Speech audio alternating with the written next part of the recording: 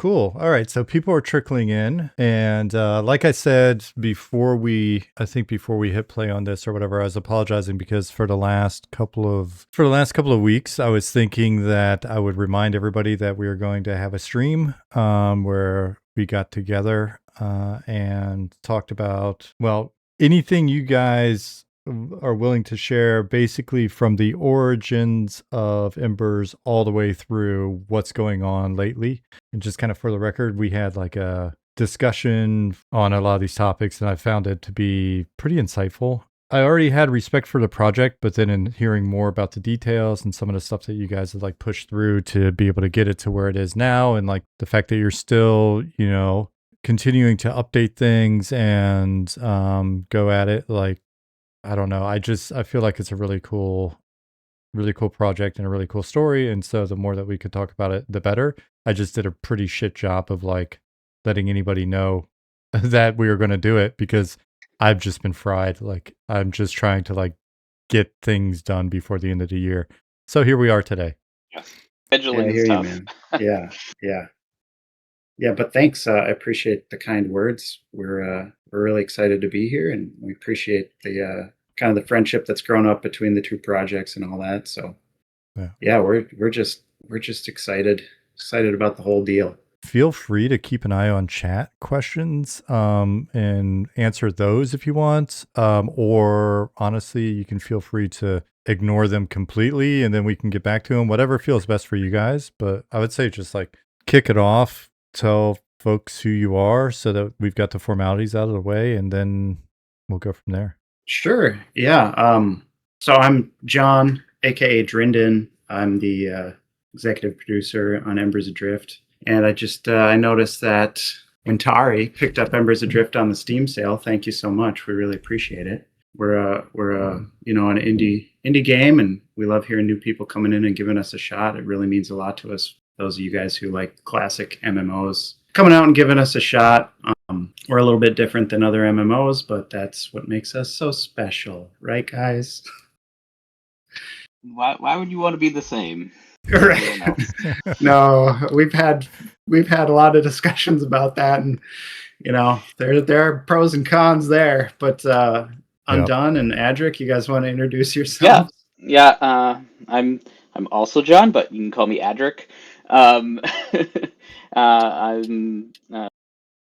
game designer with the Embers Adrift, and I actually was a backer way back in the day, followed the team for years, and ended up joining up, and I think a year and a half before launch, and just kind of been helping out since.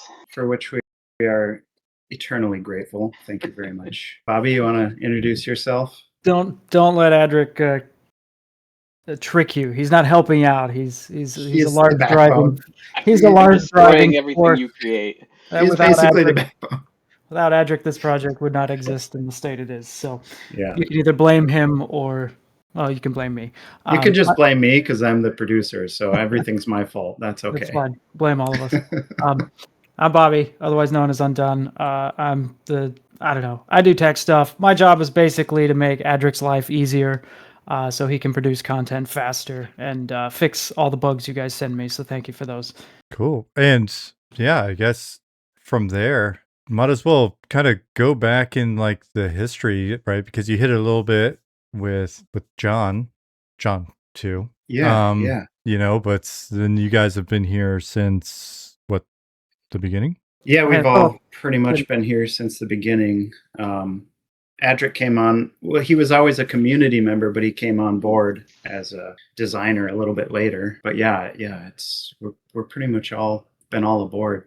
So yeah, I don't know, where do we want to get started? Well, so when was that?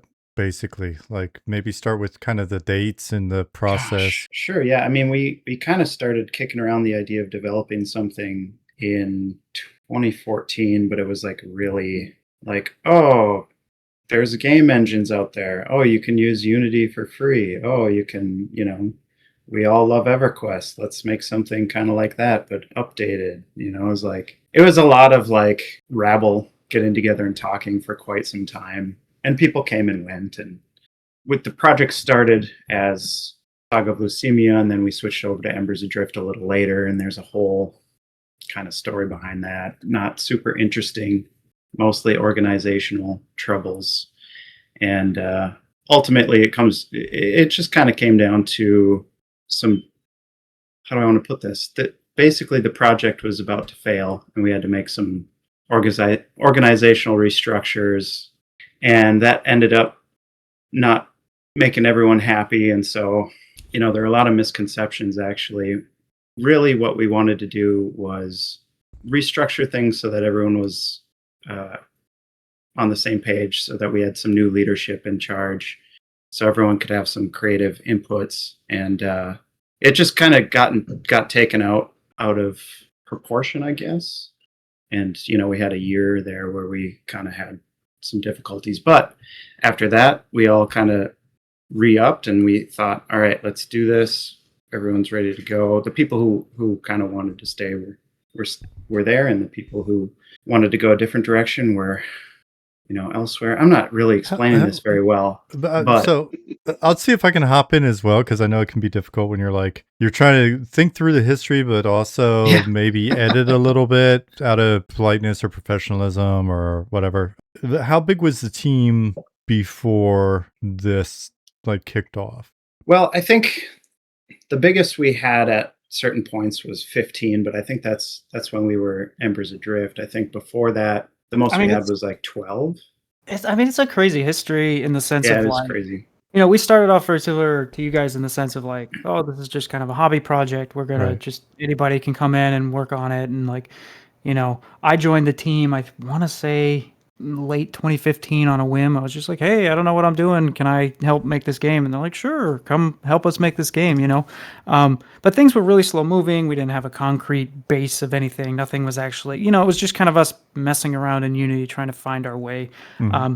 And over time, people fell off, or people just didn't, it just wasn't something they were interested in long term. Right. And, so people came on, people came off, and eventually it just kind of started coming together. And that's when things really started getting moving. But from a people perspective, yeah, it's been a roller coaster of up and down and people in, people out. Was that during that kind of early period when people were kind of popping in and out? Was it fairly informal? Was it sort of like if you ran into people that were interested in helping and maybe talk to them for a little bit and bring them in, and then they did or they didn't, and kind of some would disappear, some would stick around, and then at some point it hit more of a critical mass? Or what was that process like for building a team out of volunteers for you guys? Yeah, I mean, I think everyone who kind of came on kind of had an initial period of is this going to work? In that first 6 months, people would kind of decide if they wanted to keep going or not. Yeah, it's hard to even remember that far back, to be honest. How long have we been doing this? It's been over 10 years now. Yeah, wow. It's been, I think I'm coming up on 10. For me, from my perspective, and I can only speak from my side of things, when I joined the team, I think there was probably 5 or 6 people, quote unquote, on the coding team, right? So everybody was kind of doing their own thing, just kind of working on whatever felt good. And for me, I don't want to say I got consumed by it, but I was very interested in it, and I spent all my free time. My free time became working on the game, and in doing that, I don't want to say that other people got pushed out, but it was in essence no one else was working on it, because by the time they wanted to work on it, I had already worked on it. And so I kind of ended up carving away for myself to be that tech lead, just because of the amount of work I was putting in, and not because I was getting paid or anything. I just really enjoyed the discovery aspect of it and learning and trying new and different things, right? So that led to us actually being able to get a foothold and start getting, here's some different networking layers we need to work with, and just getting that technical foundational level in place. Because before that, it was kind of really all over the place in regards to what tech we used, what were the standards for doing things and all that. And for good or bad, the standards ended up being my standards, and those are sometimes good and sometimes bad. So. Right. Yeah, but how else is it going to go, right? It's an interesting process building a volunteer team. it's really cool how many people from the community will want to pitch in. And our concern from the beginning was, how do we manage that? That was like one of the first things we really kind of looked at and talked about was, okay, we didn't have any assumption that anybody would want to help us with the project, to be honest, right? We're like, all right, we're kind of going to screw around and see what we can put together, and then we'll go from there. And we didn't consider that there would be much enthusiasm from the community, but we thought, okay, maybe there will be something. But we definitely did not picture the team that we have today by any means, like in the first year. So we're like, oh, maybe, you know, for us, help was somebody telling me what button to push in Blender to like try to cobble together some placeholder art or whatever. And we thought we would probably just commission art. What we found was, as more people volunteered, it kind of led us to the conversation. And it was something that we did have early on. It's like, if it does come up, we'll do this. But we're like, we were worried that we wouldn't be able to manage a team of just volunteers if it was a lot of people wanting to volunteer. And on top of that, we were thinking, all right, this could be absolutely nothing, or this will be a commercial project. We'll approach it as this is going to be something that we sell. So even in the first year, we went ahead and like started paying for a lawyer to pull together like IP agreement, you know, so everybody has to sign an IP agreement coming in. We started, you know, talking with the lawyers about, all right, what are the gotchas with a volunteer team, and where could we find ourselves in trouble later if we kind of screw around and work on this for a year or 2 or 3, and then later on it gets really serious? What sort of liability do we have? So there was like the legal side of it. There is the logistically, how much time do we want to try to manage people that are really hit or miss?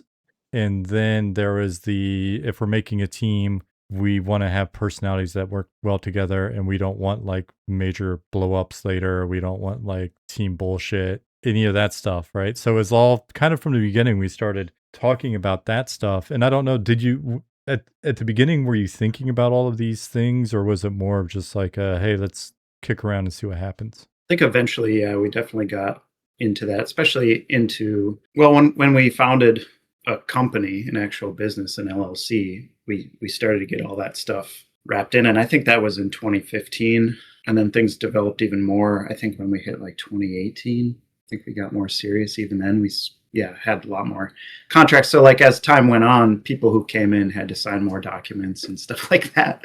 So yeah, we definitely had that stuff going. But yeah, it's hard to remember. Okay, like, you know, we've commissioned artists, we've had writers come and go. I can't remember which of them, you know, at what point had to sign what, and you know, but yeah, I mean, it definitely evolved. And, you know, I was kind of the business dev guy on that side. And, you know, our project has had funding from investors. That's kind of, you know, we obviously, I think that was like 2018 when we got even more serious, when we started getting investors. Had you guys worked on games prior to this? I had not. I had not. So I had not worked on games prior to joining the project, but before things started really snowballing downhill, this was kind of a hobby side project, tinkering. Back in like 2013, I was messing around with the Unity engine and doing stuff, working on a lot of Arma plugins or cooperative missions, designing things for that, you know, learning their weird SQF language. Essentially, the early seedlings of this project was essentially my resume. I got a job and worked for 3 years at Portalarium on Shroud of the Avatar towards the end of that project's recent life. I got to spend a lot of time with some really great people, learning a lot of great skills and great, made some great friends and contacts there. And that really propelled me. By the time I was done at Shroud of the Avatar, we had the investment money for me to go full-time on this project, which allowed us to make that push to actually release. Cool. Yeah, and our world builder, Andrew, had some limited experience in building for games. And then we had some artists on board as well that were, you know, professional game dev artists, worked on several projects. Who else? I think that's probably it for people with game dev experience. But yeah, we're just kind of a ragtag team, you know, like we just love MMOs. So, well, I mean, you know, I've done a lot of the writing, and I've, you know, had a lot of experience with D&D campaigns, and, those kinds of things, but who hasn't, So yeah, I don't Well, I mean, know. it's kind of a big deal. It's an interesting thing, and I think we talked about this on stream when earlier on, like when we were first talking about Embers and stuff. Taking a taking a any product live is extremely difficult. The success rate is incredibly low. Like people that have followed like IGDA, International Game Developers Association or whatever, reports and documentation in the past. It's the back in the day, the last time I was really keeping up with their reports, it's probably 10 years ago before I moved here. The average lifespan or career, I guess sounds a little less morbid, of a game developer is like 5 years at the time when they did their big surveys, because people would get in and burn out a lot of the times, or they get in and find a lot of instability, and then they would just bounce and go. Especially if you're a programmer or somebody that, it's a bit harder for those of us that came up through game design, but the production skills you learn, programmers, 3D artists, especially as the world's evolved, a lot of those folks are like, okay, I'm going to go make real money in real companies that behave in like adult ways, which is not the games industry a lot of the times.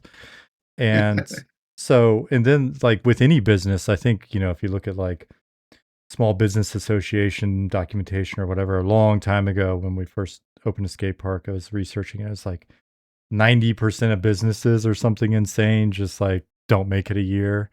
And so you guys come in, you're coming primarily, if not entirely, especially with respect to this type of product, from a non-game development environment. You're making a game and it's an MMO. And First mistake. well, I mean, if you're gonna make a mistake, make a nice big one, right? Like, and just go with it. Oh yeah. I mean, if I were to go back in time and you asked me if we should do this again, my answer would wholeheartedly be no. Like this is, it's incredibly foolish of us to be like, hey, we don't know what we're doing, let's do this. Like, I mean, it's ambitious, right? And I think we all learned a lot and have, we're grateful for the experience and opportunity and all the things we've been able to accomplish. Yeah. I think we're very proud of what we've been able to make, but still, holy cow, it's intense. Like I try and like sometimes pick out my own project. I'm like, oh, I want to go try and make this, just side project. And I open a blank Unity slate and I'm like, nope. It's too much. I don't know how I did this in the first place. This is insane. Yeah. Yeah. And it's like so much learning and it never stops. And that's kind of what like keeps propelling us forward. Whether it's like, I want to see if we can design a certain type of content, or let's see if this sort of content works in the game, or, Undone wants to play around with weather systems or simulators or something and see how to incorporate that. I'm not selling it. Don't bring it up. Hey, you mentioned it.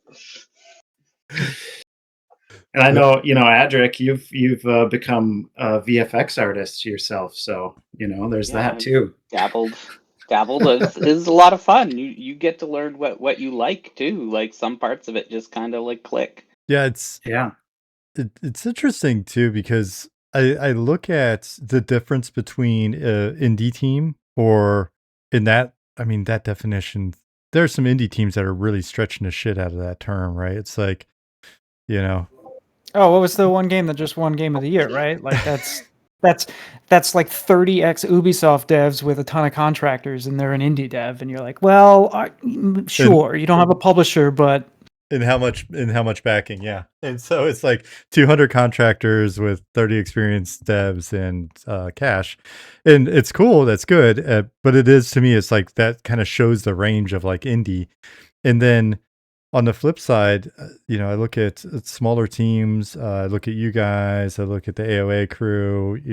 And I look at Pantheon in terms of like scale of team, and ultimately, if we're to look at like the amount of investment or money spent or whatever, that's still very much, or like Project Oregon, or I mean, I'm sure there's more. But then you look at a company that spent $200 or $300 million, and then I look at like the enjoyment that I've had playing these games relative to the other games. And to me, it's just crazy, because it's like, dude, I didn't have 1,000 times more fun when I tried this other game, right? And so it's kind of interesting to see.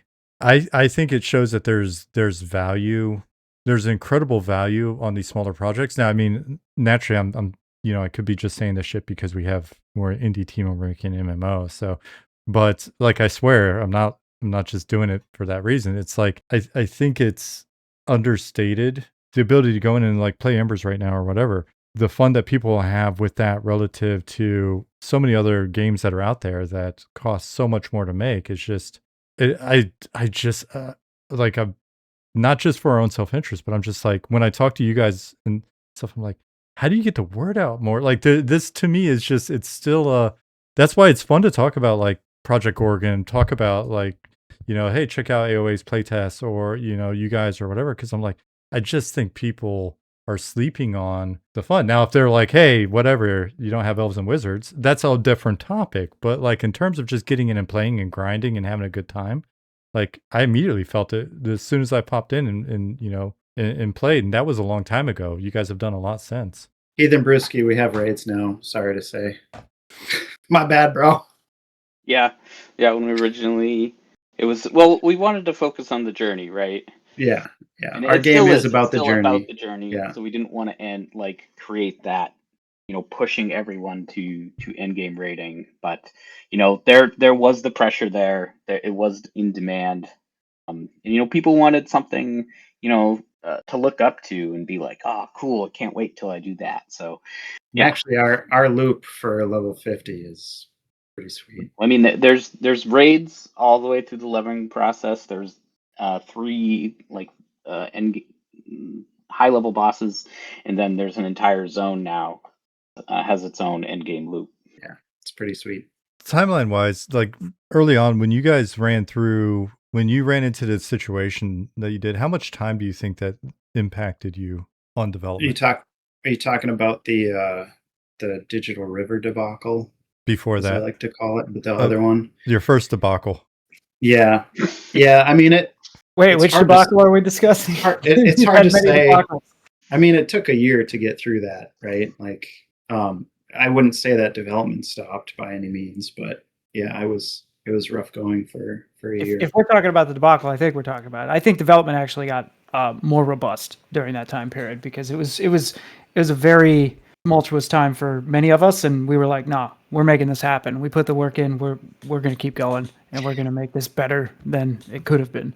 Yeah, and I would say a lot more systems work got done. Like we had some pretty clear direction where we wanted to go once things happened. So yeah, I mean, I think from an external perspective, it was kind of like the momentum of like the marketing and the community is probably what got set back most. Yeah, like you said, like the development, and I think you had updated the entire network stack during that time, rewrote the network stack.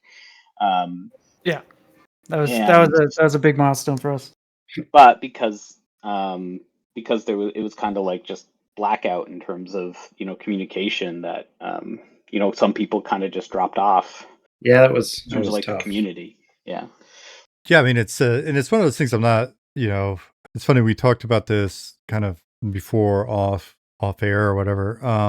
It's one of those things where I realize that there's certain sensitivities and things that you don't want to or can't or whatever hit with regards to the reason why I bring it up and kind of like poke at it a bit is not because it's like sensational or whatever. It's more of trying to find a way to frame the realities of when someone says a project's been in development for 5 years or 8 years or whatever. That's such a generalized statement. And one of the things I'd love to be able to do in like this type of conversation is help people better understand like game development. Those people that haven't seen behind the curtain or whatever, understand game development and realize how much of it's just the human component. Like there's so much you've got to figure out tech stuff, but at the end of the day, the reason why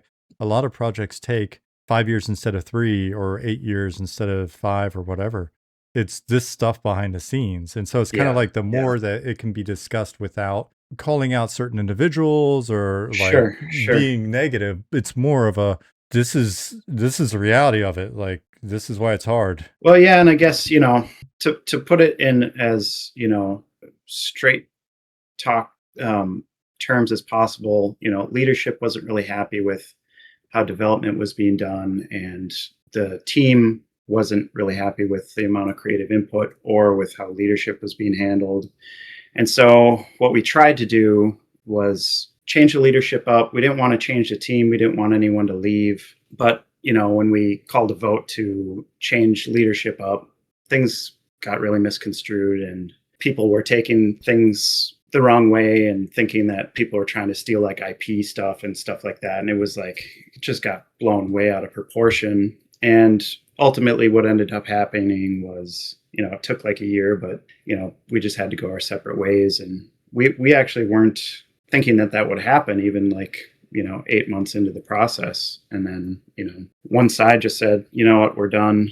And we wanted to switch to Embers Adrift. A big reason was because, we wanted to have that creative input, and we wanted to go in a direction that everyone kind of agreed on, and that was great. But, there is an element of like, well, we probably shouldn't go with this other IP stuff because there is the potential you get sued in the future, and you don't want to have that either. So there's all kinds of things that people don't think about behind the scenes, organizational things and, personnel things, and even like funding things. Like you get into funding and it's like, basically my, I guess, method was to not hire a person on or take another team member on until I had a whole year's worth of funding to pay for them. Yeah. And so, that can hold up development too, when you're like, hey, you're the right fit, we want you, but, you're going to have to wait until the funding comes through. And it's like, so that kind of stuff can hamper people as well. And, which is, I think it's a great way that you guys are doing things, just having people come on as volunteers and, hey, we're going to go at this full bore. If you're in, you're in. If there's something in the future, then there's something in the future, but we're making no promises. And for me, I don't want to make promises without being able to back them up either. And so, funding is a real challenge. And, it's not something I had done before, but I was pretty happy with the way that the business dev stuff went and the funding went. And we, like Undone said, when we had enough money to get him on board full time, we kind of went all in, and it was great. Yeah, we kind of brought like one person at a time on full time, and then the team just kind of built like that. So yeah, there's all kinds of stuff that people don't see from the client facing side that you have to think about and manage on the back. Yeah, and I mean, it takes up time and mind. Like I think you were describing it earlier of like the process of bringing in volunteers, and there's not only just a technical aspect of like, can they do it, will they stick around, but also like, are they gonna cause problems through ego or not mesh with the rest of the team in some way. And there's just it's not zero work to bring in volunteers. Like, it is a job to bring in volunteers. So Yeah, definitely good work that you guys are doing on that. Yeah, on top of that, the as the size of the team grows, the complexities of all those interpersonal things grows exponentially, right? So, we were a very, very small team of under like 10 people, and getting that right was difficult. So having a team larger than that is like, it gets much, much trickier. I found that the key for us was finding people who were self-motivated, that didn't have to be micromanaged, and onboarding them, having a period of time where they were just kind of in it on trial, like you have a 6-month trial, and then if everything works out and, personnels are meshing and people haven't had to be micromanaging you, and you're passionate about MMOs and you're, fitting in well with the team. I think that's the worst thing for a team, is having a toxic situation that can kill an entire project. Yeah. I mean, that is one of the bigger bigger ones, right? Because people look at the reality of most projects that aren't all volunteer. It's okay, you've got a runway. And so, sorry, my dog's about to squeak his ball. Like I'm like creeping over, and it's a new computer setup. So I'm like went to mute, and that made a sound. And I'm trying to before he starts squeaking it. Sorry about that. But like when people when you're on a project and you've got a limited runway, okay, so that's naturally a challenge because it could just be all right. We can't get it done in time. Like everything always takes longer than expected. Work begats new work, and then you've got bugs that you're like, especially in an environment where you've got so many different systems working in a intertangled way, and you've got all the different people interacting with the different, like it's a mess, and it makes sense that things take longer than you expect. But when you've got a finite amount of runway, all right, well, now you've got an interesting, like, how do we manage the scope? Do we get more cash? If we're going to get more cash and it's somebody that's critical to development, that's the one that's got to go out and do the sort of the dog and pony show or whatever to try to get the cash and like reach out to people and manage those people, then that's a thing. But then all of it goes back through the human filter of, all right, and now mix in some people that don't get along with each other, some passive aggressive shit's not getting done. People aren't right. Like there's so much that happens on the human side of it. That's like, that's the time that can be the time burner, or like, it really seems like it's personalities and chemistry, or inability to manage scope, which is kind of a sister problem of unclear direction. We got brutal with our scope cutting after we started doing Embers Adrift. We were like, that's going, this is gone. We could probably do this, but maybe not by launch. I don't know, Yeah. Feature creep is, I mean, it takes a long time to create a system. I guess it depends on the system, but if you want a good, well fleshed out, well designed system, I mean, you guys can talk about that more than me, but I feel like, sometimes I was running meetings, we're like, how's this system coming along? And it's like, it's still going on. We got a long way to go. It's like, oh, okay. Yeah, I'm not sure if we can speak on that with any authority. We have plenty of systems. I don't know the quality of any of them compared to what they should be, right? Well, I mean, even our crafting system, like it's designed to be so much more robust than it actually is in the game. And it's great in the game. Don't get me wrong. I love it. But you need an extra Adric or two to make that actually fully fleshed out. You need like a whole crafting a whole team dedicated just to filling the crafting system based on what its complexities can do. Yeah. It's a little, maybe a little over-engineered. Well, it's interesting because, I mean, but the way that you guys are doing it, the reality with MMOs is for as long as we're able to work on them, at some point you kind of catch up with some of that as well, where it's like, hey, we don't have the capability, like the throughput at the moment on like maybe the content side to fully leverage the system. But I've also been on projects where we were like looking for new features or looking for new things because it was a bigger team. We had more throughput. It was an older game. And we're kind of like, it's kind of a luxury to have something that you could be doing more with. You just don't have the capacity at the moment. I don't know if I said that right, but I think you know what I mean. I think it makes sense. Yeah. It would be amazing to be in that situation. Lots of resources and I don't know. Yeah. I mean, we built the system to be robust enough to be like, oh, let's do some crazy stuff with it. And then we started doing crazy stuff with it and realized we don't have the time to actually manage this system in conjunction with the, adventuring system, right? So it's like we've got to figure out how to balance these with the resources we have. And ultimately, you kind of have to pick one. What's going to be our you don't have to pick one. You just have right. Balance them appropriately and say, where do our strengths lie? What can we get done in a reasonable time frame? And you're not wrong in the sense that, the system offers complexities that we may not be taking advantage of. But, with one of our recent releases this year for Abaxis, right, our high-level rating zone, like Adric was able to take that. I don't know how he did it, but he turned it into a magic show and was able to take advantage of some of those intricacies in the system that we were not able to previously. So you're not wrong in the sense of, having those options available have proven worth the time. It just took a while to get there. Yeah, And definitely. And it's like, I think you mentioned, having time for like designs to kind of mature or, refine over time. And I think like Abaxis, that's our end game rating zone. I think it's inspired mostly like by Plane of Fear, where it's kind of open, but everything in there has like drops and stuff, but it has like different parts of it where bosses spawn and whatnot. But I think that the general idea might have been there initially, but it was a slow burn over a very long time to figure out how to get there and how to kind of refine that design over and over and over again to get it to where it was like the community loved it. Like everyone that was in there was like, this is amazing. Like this is so good. This is exactly what we were looking for. we even So the did feedback was really good on it. Yeah, we did a crafting version 2 overhaul recently too. Yeah. And that even has gotten a lot of good feedback from players because, Ruel's kind of talking about in the first few months what crafting was like, and he's not wrong. It was kind of sad.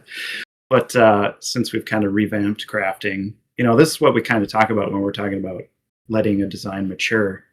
Mm-hmm. And that's, we don't have game dev experience, so we're kind of learning some of these things as we go. And that was I love the crafting system now. I think it's awesome. You can create magic items, and they're not all just filler for when you get the good drops anymore, which is good. Yeah, well, I mean, at this point, you do in terms of game dev experience. You've Yeah, got it. You know what I mean? Like it's yeah. And I just say that because, and I don't mean this to sound like I don't have empathy for some of these other projects or whatever, but like my LinkedIn, I've got a pretty big network at this point because of just I've worked with so many different people over the years and just kind of grows. So I pop into LinkedIn, and since we started our project, even over the last 5 years, I've seen the announcements of, hey guys, new studio. We can finally say what we're, not even say what we're doing typically. We can finally say that we have a studio and we're working on something and we've got funding. And then, a couple of years later, it's, things aren't working out and we're looking for a home for some of our developers, but we're also looking for funding to maybe extend the runway. And then I see those people at a new studio. And in some cases, it's been a couple studios since we started, right? It's like, again, not to overstress this, but it is tough to get to the point where you've released and Right.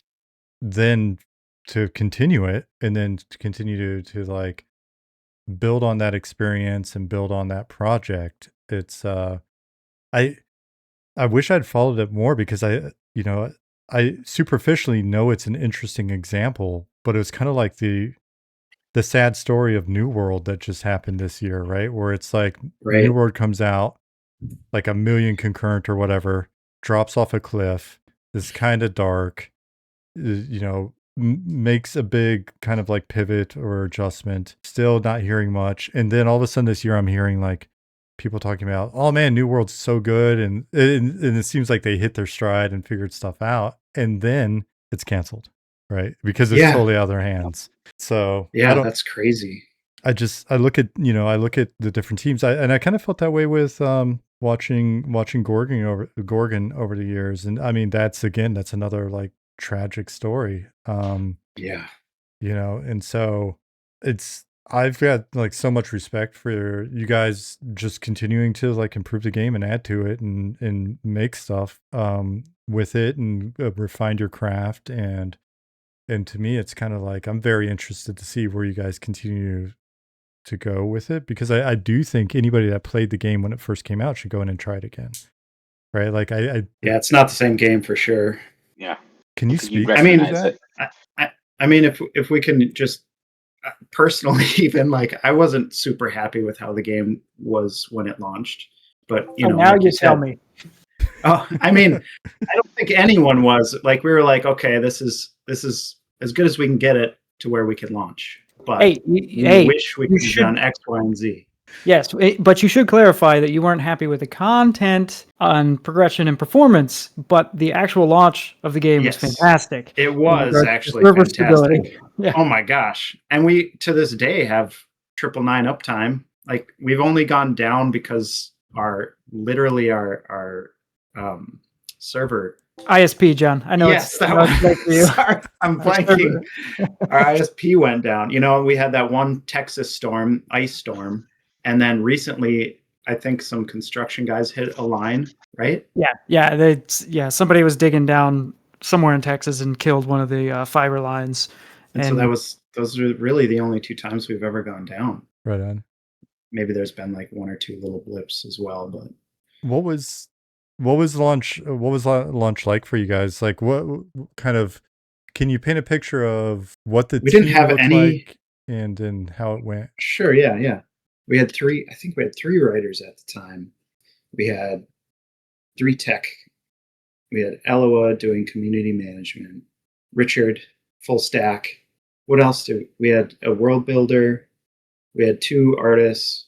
Well, am I missing anyone? I don't know. We had like 10, probably 10 to 12. Yeah, I mean, from a technical, you got more, John? Sorry. No, I was just going to say for me personally, I was up like all night for several nights in a row, like writing lore and quest stuff and merchants, and like it was insane. Like all the lore that I had in my little heart just got to well forth, and it just came up in like a gush of, you know, a month of work straight of like John, no someone in chat mentioned Morlin. Oh yeah, Morlin. Man, what a good writer. He was good. Yeah, we love Morlin. From a tech perspective, I mean, yeah, I lost a lot of sleep just because it's nerve-wracking. Yeah. One of the things we didn't have when we launched the game was any sort of like monitoring service happening. So we flipped the servers on, everything was going great. We'd be like manually spinning up instances because we didn't have any auto instancing tech at the time, like based on population. We're like watching the numbers. Like, yeah, I felt like the Wizard of Oz kind of behind the curtain, like, oh crap, okay, oh, this server's getting too populated. Let's, spin some things up and like, pulling all these levers to make it work. And then I go to bed, and I have this very vivid memory of waking up one morning and looking over my wife, and she was like checking the socials, and she's like, your game's down. I'm like, what? like this is like 2 days after launch. I panic, I go in, it's just like something happened and one of the servers crashed. And like, so our backend guy Richard, he developed a monitoring service that basically checks to see if the server is actually functioning for each individual zone, and if not, it starts a new one up. So we have kind of a fallback if something happens. But yeah, it was a blur and a learning experience, and running a live service has been it's been something else. Yeah, a lot of maintenance. It's been a lot of memory. Crazy. We were doing weekly patches. Oh yeah, I forgot about that. That was I stupid. would not recommend. Do not do that. Do not do weekly patches. The last company I was at, they did weekly patches from the very beginning. It was a point of pride. The online horse adventure MMO for girls maintained a weekly update cadence for 10 years without missing an update. And that's backbreaking, man. Yeah. It was a constant source of stress, and it was a grind. I can't believe they did it. I mean, switching to monthly has been, it's just so much better. I don't know why we even considered doing weekly. I think it was just like a lot of the pressure of like, hey, this isn't there. Hey, this is broken. So like we weren't in the hot fix mentality thing. We were just like, anything that made it in the last week, we're punching it in, right? So yeah. And honestly, it was hard to like think of new ideas and have new stuff because you're always like put out the fire, Yeah, it's unexpected how much, how time consuming, like being part of the live service. Once it's live, fully live, that might sap like half your time of just like keeping things running, keeping things moving. And so what you planned for like content for the next month, it'd be like, oh shoot, that's going to take 2 or 3 months now. What might have taken you a month in beta or alpha is now 2 to 3 times as long. Yeah. Things definitely change once you go live. You can't go back.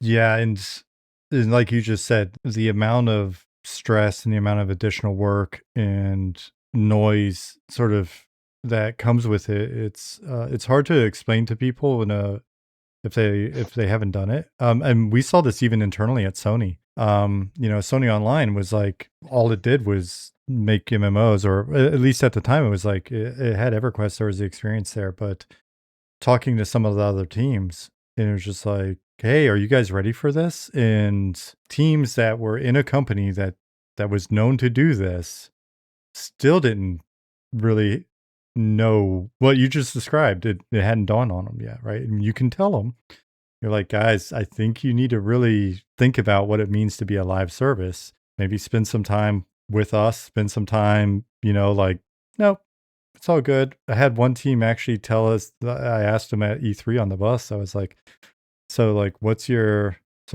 plan for like the live game? What are your first updates?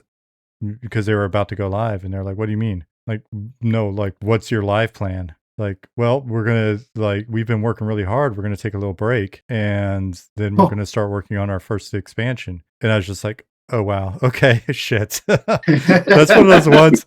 It's not nice, but it's one of those ones where you go, oh, okay. And then you immediately go back to the team and go, you know what they just said? Listen to this shit. But yeah, so. Yes, no. But it's a scary thing, man. Like we're looking ahead to it, right? And it's funny because you guys are live and we're not, right? Like until we go live, until we're taking money from people, like you're not really a real game until you're taking money or live. And I mean, it's just a different situation. It's one of those things that we've kind of, it's looming ahead on your end. When you went live, did you have a good understanding of like how big the community was going to be? Sort of, did you have a clear picture of what that was going to look like, and then potentially how to factor that into stuff, everything from like budgets to operations to anything? I mean, we knew that typically MMOs start big and then they drop off. Our drop off wasn't super immediate. We actually had a pretty gradual trend. But we knew, we didn't really have a good idea about how many people we would have, but we had budgeting plans for, okay, what if we have, 1,000 subscribers or 2,000 subscribers or whatever it was, so, we had budgeting plans, and if this, then that, but we really didn't have any idea of how it was going to be. And it's really hard to tell, you can kind of look around at similar projects and community sizes, and also you can't really count on, like, you hear a lot of, if they did this and that, then I would play. Like, those things just aren't reliable. Like, you can't hang your hat on that. You can't like plan on those kinds of comments. So I don't know, is your guys' perspective any different? What? I mean, oh, sorry. No, go ahead. Well, you guys go first, because he was referring to you guys. Oh, yeah. Have a tendency to talk. I was mainly, so my perspective is interesting. One of the things that Adric and I have talked about a lot over the years is like player perceptions coming into the game, and like how players feel about an alpha or beta product, and how transitioning to a live launched product can either really, really disappoint players, or like just maybe meet their expectations slightly or exceed them. And I feel like a lot of the times, and we saw this with our product, right, is like in the alpha and the beta state, people kind of hang their hats on, ooh, this is what this product could be. This is what my dreams are with my discussions with the developers or whatever. And I think their vision is aligned with mine.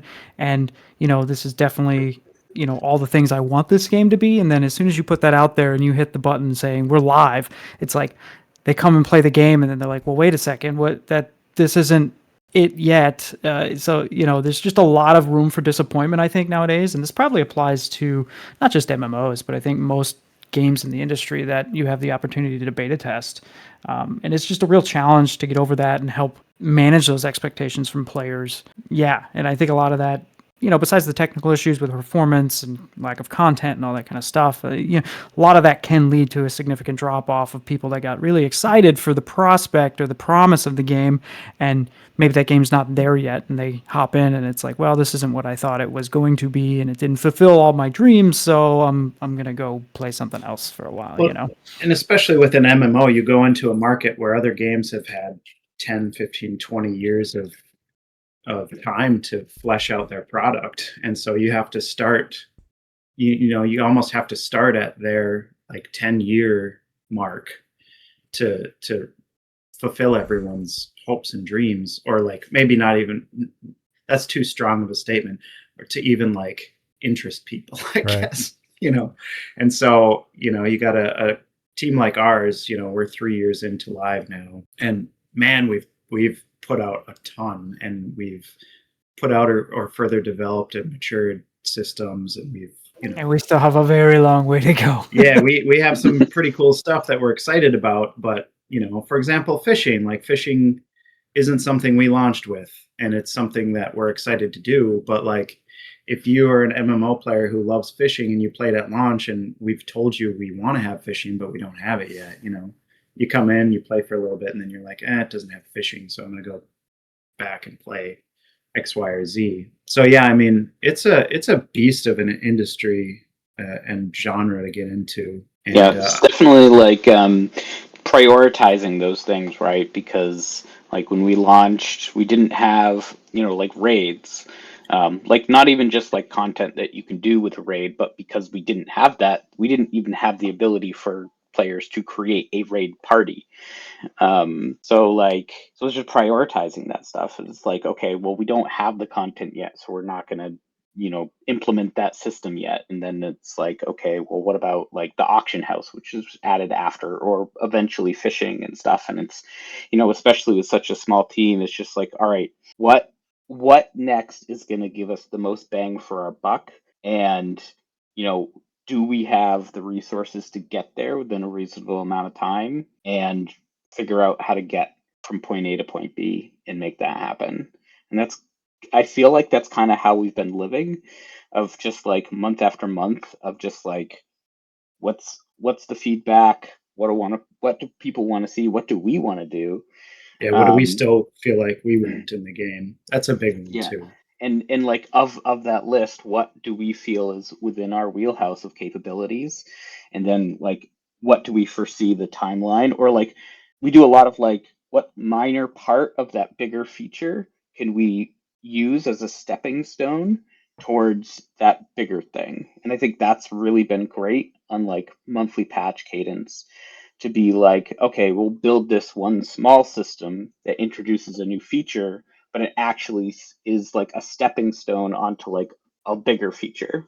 And trying to think of an example of that top of my head. I know we've been like, I think we worked so in our raid zone, we created exclusion zones in like tethered areas where creatures can't escape, and they're like tethered to that area. And was essential for us to later build like specific challenge content, because in a in open world, to create challenging content that might be challenging for 6 people without instancing would be very, very challenging. So we slowly put the pieces in, and then later we can get the content in that combines it all together. That makes sense. When you were going live, you had investors already. Like you guys, you said it was like you got investment when, like 2018, did you say? We started raising money then.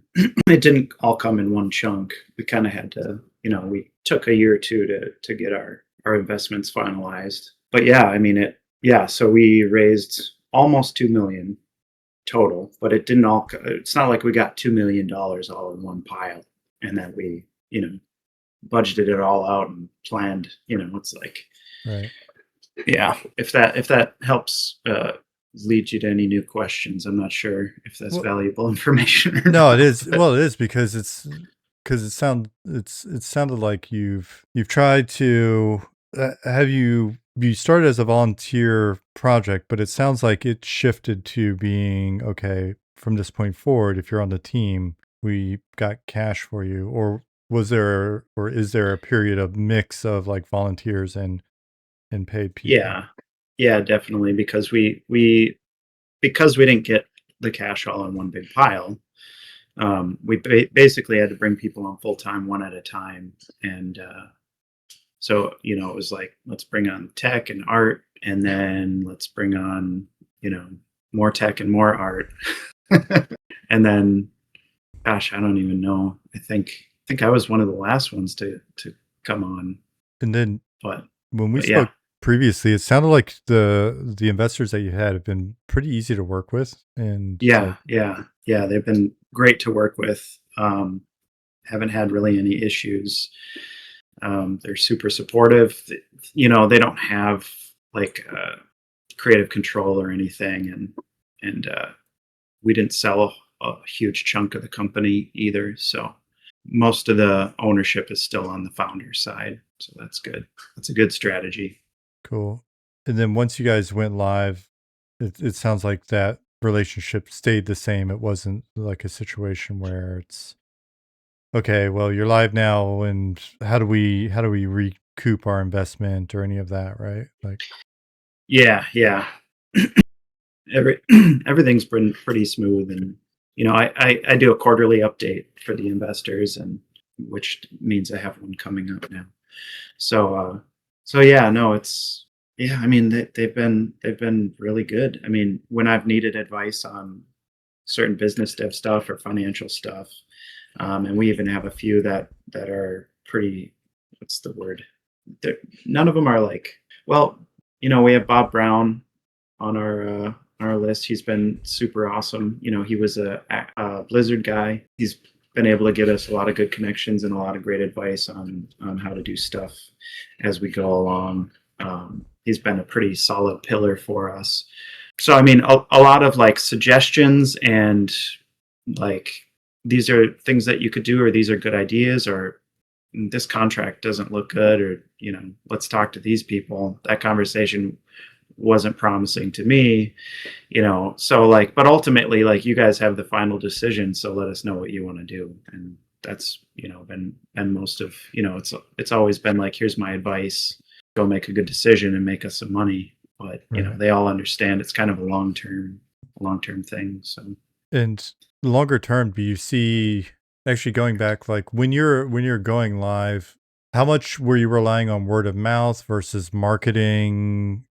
Yeah, we had a pretty, well, for us, with only a 2 million, well, actually less than 2 million, it was like 1.9 budget. For us, it was a pretty serious marketing budget. I think we put 600 grand total towards the marketing budget over the project, or like post launch.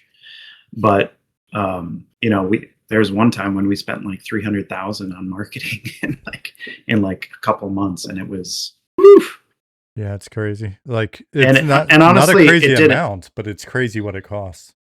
Right, it costs a lot, and honestly, like, it didn't give us the bang for the buck that we were hoping for. We didn't really get a good return off of it, and so I've been extremely skeptical of marketing since then. Yeah. Word of mouth really is the best kind of marketing, but it's hard when you're kind of in an insulated community, and we're this little indie game, and people see us as that, and they don't, it's hard to get that message across of like, hey, this is our team, these are the struggles we've gone through, this is the project we have, like, we love our players, we really want to see people make good memories and friendships, and we've been able to get that across to a good amount of people, but not as many as we'd like. Like, we've had some really awesome relationships and community formed in our game, and I don't know, I feel like our community is super solid as far as MMOs go, and if that's what people are looking for, they should definitely give us a shot. Yeah, it's tough. It's the amount that games spend on marketing, or traditionally have spent on marketing, has just always been boggling to me. I think we talked about a little bit before, but it was like, at previous companies, seeing the marketing budget relative like to the production budget on games, and it's easily the same amount or 2, 3, 4 times what they're spending on just developing the game. And it's like it's one thing if I'm skeptical of marketing in general, and that's predicated not just on my biases as being somebody that's been a line producer, been on the product side my whole career, but it's the last half of my career has been as a producer or EP or whatever, CPO, and so I'm working with marketing a lot. It's part of our P&L, and I think word of mouth, and because it's going to come down to like the marketing. Historically, it's kind of felt like there's been this idea we could trick you into buying it, which for MMOs doesn't work very well. Maybe it does work better for something where you buy it and then you're like, oh shit, I don't really like this game as much as I thought, and then you put it on the shelf or whatever, and $40 down the drain or $60 or whatever. But with an MMO, it's like marketing is just that first step of getting you to check it out, and then there's a relationship that has to be maintained with the players from that point forward. Yeah. And it's this kind of like relationship of almost managing a shareholder or an investor in a sense, because they're making the decision to invest their time in, when I'm playing an MMO, or most things, but definitely an MMO, I'm looking and going, is this going to be around for 5 years? Is my grinding this year going to matter in 5 years? Because the community is still going to be there. My progress is going to be something that matters relative to everybody else, right? Like it's this long-term investment. And I think what traditional marketing can't do that's important to that is what you just said. And I think we talked about this a little bit before, which is like, as a player then, and I don't know, I mean, we've got players in chat that I've been ignoring the entire time. Hello, Sparrow. But like, so maybe they could say, but I think it's so critical for the marketing is like, I want to know who the team is. I want to know why I trust them to make a good product that's going to last. I want to know if they are telling me stuff that makes sense, right? Like, are they blowing smoke up my ass, or is this a legit project? Is it going to be around for 5 years? Do I want to support them? Do I like the community? The amount of times that we got called vaporware or that we were going to be DOA was so many words come to mind, like disheartening. I mean, they're still saying it, John. We're still getting. we're still DOA. We're still calling it a dead game, and it's like, okay, fine. It's a scam. It's dead. Yeah, if you think a dead game is a game that's been putting out monthly updates for 3 years straight, and we're still trucking, like, okay, fine, then it's a dead game. Yeah. And don't let anyone fool you. There's no indie MMO team that's running away with any cash. Like there's no way that's happening. There are easier ways to make money. Yeah, there are. Yeah. It's it's an interesting one. Or these guys, every once in a while you'll see the comment that's like, oh, lazy developers. And it's just like, okay, like, yeah, that one hurts. Because it's, it's like, oh, well, you're saying that to people that in our case or in the indie space or whatever, a lot of times it's like they worked their day job, they spent maybe a little time with their family this week, and they worked on the game. It's like, if there's a lazy decision, it's called like just trying to make a decision to, be able to launch. It's picking your battles. Right. Yeah. There were so many. That's a difficult position when you have to decide when you're going to launch. Oh, that was tough. But yeah, you don't have endless amounts of money to just keep going. Yeah, the game's got to start making money so that you can keep going. It's always going to be too early. Yeah. I mean, we're still too early, right? Yeah. That said, I think it's one of the things that we've tried to do, and who knows, like I said, until we're making money and we maintain a player base, or there's always that scenario where you come out and then it drops off, and then we grind to try to get the numbers back up, regrow the community or whatever. For us, it's a situation where it's like, it would be so much cooler if it starts out small and then slowly grows over time, right? When people are like, why aren't you, like the argument of, why aren't you on Steam? That's where you get all the eyeballs. It's like, we don't want the eyeballs yet, dude. We don't. Oh, so you don't have confidence in your project? It's like, no, we know we're going early. It's early access. It's in the name. Yeah. right? Like it's early access, and it could be that it's a bit too early, but we've got to go live at some point. Like, got to try to make some money. We got to try to. There's stuff we'll learn just from being live, and then so for us, looking at it, it was very intentional from the beginning to go, how much can we just tell our story without marketing? How do we just tell our story ourselves from the beginning? How do we form the relationship with the community ourselves from the beginning? If people like us, cool, amazing. If they don't like us, it's better they learn that now. We don't need to pay somebody to get them to come to us for them to realize they don't like us. Right. Smart. And then if they really like us, then they'll tell their friend. And so when people are like, hey, how do we support you? It's like, tell some people, and we try to discuss this on stream and stuff. It's like, but I want to give you money. I was like, if you tell 3 people, you've given us money. Like every person that discovers the game costs cash. That's marketing, right? Mm-hmm. Like, yeah, and it's not cheap. That's like user acquisition can be $5 or $50, depending on like the project and what it takes to try to get eyeballs on you. So it's a big deal to form that relationship early on with the community. And then the hope is it's kind of a litmus test for us as well, because it's like I'm naturally a blabbermouth, and and we kind of have been a blabbermouth team because of that. But it's like, you're like me. It's like, here's all our shit. Like, here, we'll just tell you everything. And then people, like, we wait and we just go, all right, 3 people think it's cool. 2 people think it's the stupidest thing they've ever heard. Those other people just kind of wandered off. All right, cool. We have 3 people, right? And do we need to make an adjustment based off that? And if somebody's like, hey, that's the stupidest shit I've ever heard, it's like, okay, tell me why. And then we'll listen. And it's like, oh, you may have a point. Good point. Right? Like, let's adjust it. Yeah. Getting through the feedback can be hard. It sucks. A lot of people know that they don't like something, or they know what they don't like, but they don't always know why.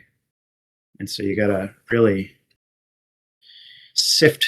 It's like panning for gold, I feel like, right, guys? What'd you say?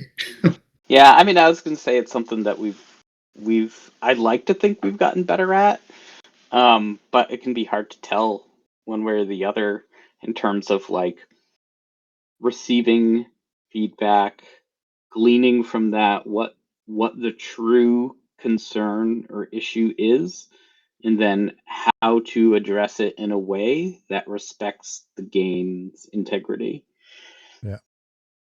Yeah. Very succinctly put. I like that. And it's tough as well, because I've heard, I've read the like comments about like because we do stream, right? So we've kind of put ourselves out there to an extreme, a bit, and so it's interesting when it's personal. Like I've been working on MMOs since, I mean, that's my career essentially. So I've had fun stuff said about me since like 2001. So it's not like I care much. I read it, I'm like, oh, whatever. I hate it for the team that's maybe not used to it, and we got such sweet people on the team that I'm like, don't you dare, like, never pick on Nicodemus. I will find you. And that's like but when people are like, oh, that person, that robot guy's smug or he's arrogant or whatever, I'm like, I guess I should be even more self-deprecating. But what it is actually, and this goes back to the feedback thing, is we have to have a certain degree of confidence in what we're doing. We have to have some belief that we're doing the right thing, even if a lot of people are saying that's not the right thing. And they may be right. But, when it's something where we sit and we look at it and it's like, oh crap, that's a good point. We actually didn't consider any of that feedback. And that happens every once in a while. It's like, oh, yeah, that's actually a really good point, especially with the more specific things.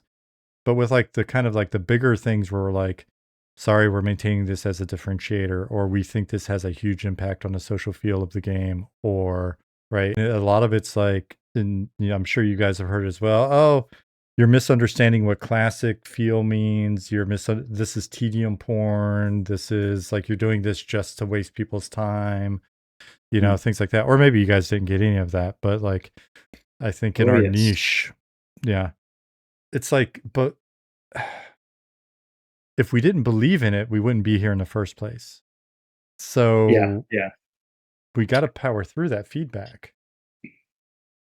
Yeah, I think that's a good example too of like something being tedious or not respecting time. And it's, spending time in the game is kind of the point, in like just enjoying your time in there. And so a lot of times, feedback will be like, well, if this thing goes faster, then, or doesn't take so long, then I won't not enjoy it so much. But that's kind of like the opposite of we want you to be in the game enjoying it. The issue isn't that you're spending time in the game. The issue to us is that you're not enjoying it as much as you could. So we need to make that, better, not just remove it entirely. And so I think that's frequently something that comes up in terms of feedback of like people wanting us to like shorten the game or make things take less time. And we try to, and like I said before, we try to take that feedback. We say, okay, this area of the game, it looks like people are feeling the tedium.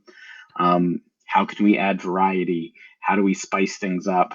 How do we kind of smooth these progression points over? How do we give them shorter term goals and so that they feel more satisfied in their gameplay?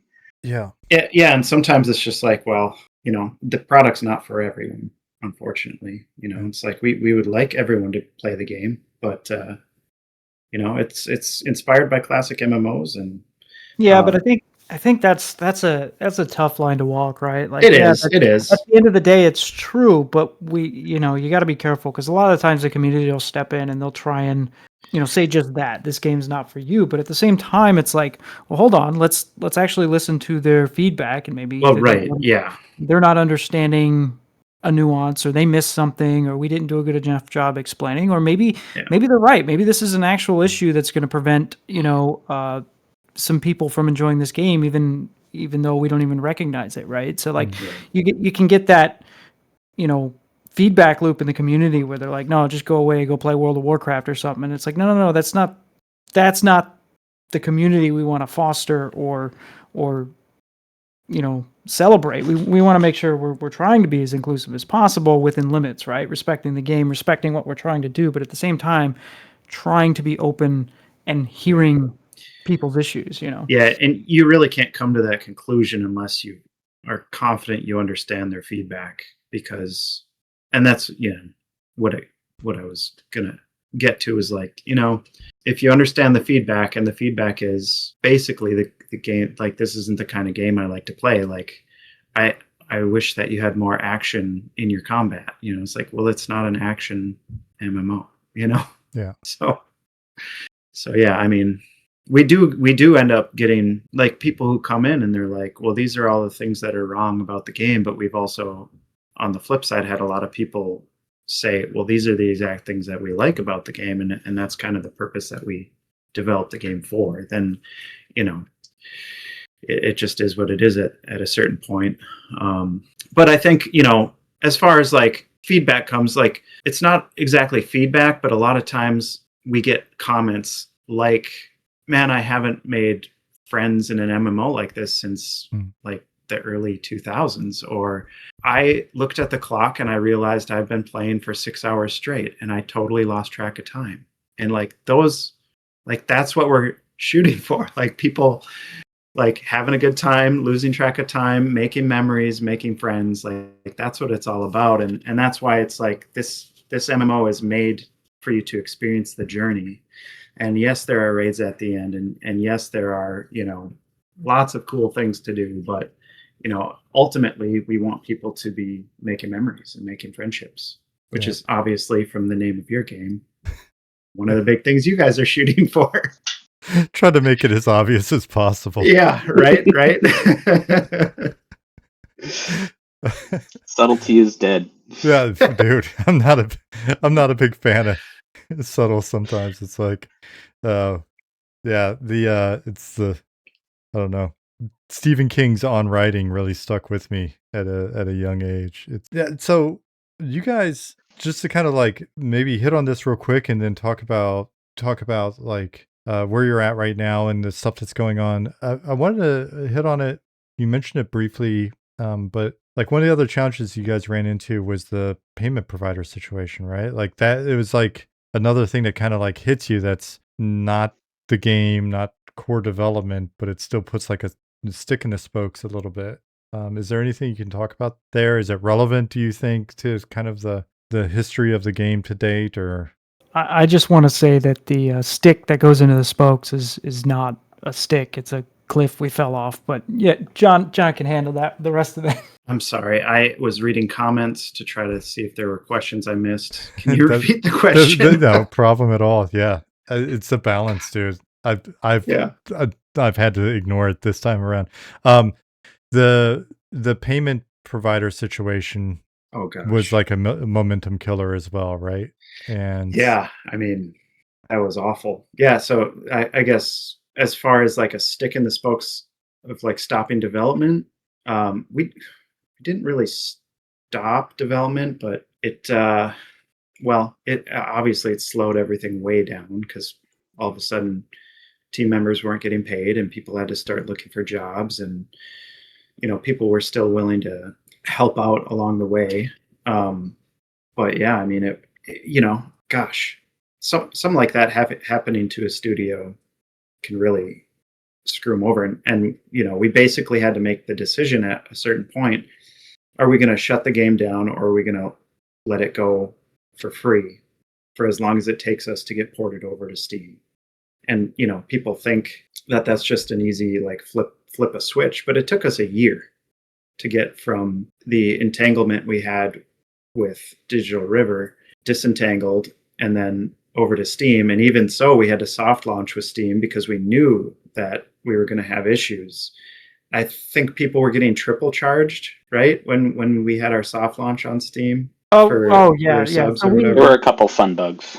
Yes, I don't know if you guys have messed with Steam payments yet, but they have a subscription service. It's kind of supported to where you can say, hey, I want to buy this, and we as Steam will charge them every month. And we were like, oh, this is perfect, exactly what we need, so let's set this up. So we set that up, and what was happening is there's just so many issues that can happen during a transaction, and Steam will fail a transaction or whatever, but they would successfully charge the transaction, take their money, and then at midnight that night, when they process all their transactions, they would charge them again. So all these people were just getting double charged. And it was like 70% of the people that successfully purchased a subscription to us were like getting double charged. And I'm just like, so even after soft launching on Steam with these subscriptions, we had to scramble and make the decision, like, we opened a ticket with Steam and they were like, oh, this is a bug on our end, we're going to get it fixed. And then I was like, you know what, screw it, let's just go straight time blocks. It's so much easier to be like, one purchase, here's the transaction. If you did it, great. If you didn't, too bad. And unfortunately, when you are the developer and you don't have control over that, you have to like let it linger in a Steam ticket forever. That just doesn't fly for a live product. You can't. Yeah, it took them like a week and a half to get back to us because we're not some massive product bringing them a ton of money, so our priority queue was probably quite low. But it was frustrating because we had a ton of players that thankfully were very understanding, that had double charges going on, and they're like, "Oh, well, as long as you get the money," and we're like, "No, that's not how this works. We appreciate it, but so yeah, we had to switch over to time blocks, and it's been mostly smooth sailing from that point. But yeah, that was fun. So yeah, there were a lot of like throughout our first 2 years, not everyone, there were a lot of people are like haranguing us to get onto Steam, or like saying we weren't a real game because we weren't on Steam, or you're not popular because you're not on Steam, all these things, and it's like, we can't just flip the switch over to Steam. First of all, there are a lot of good reasons not to go on Steam, a lot of business reasons, a lot of marketing reasons. There's all kinds of reasons why a game might not want to go onto Steam. But when we made the decision and announced that we were going to switch, people were like, oh, all of a sudden they're not making money, so they're going to switch on to Steam. And it was like, I remember one comment, I think it was on Massively. The guy was like, basically like, they'll be on Steam in like a month or two. They could have done this the whole time. It's like, well, stay tuned, because we're actually not on Steam yet, and it ended up taking us a year to get ported over. So, picking your payment processor and giving them power over your game, like, that's a big decision to make. And it's when stuff went down with Digital River, it was like, now we have to disentangle all the accounts from this. We have to figure out how to give people who already bought the game a license to play through Steam. Like, it was a nightmare. And Digital River was like a legit company, public company.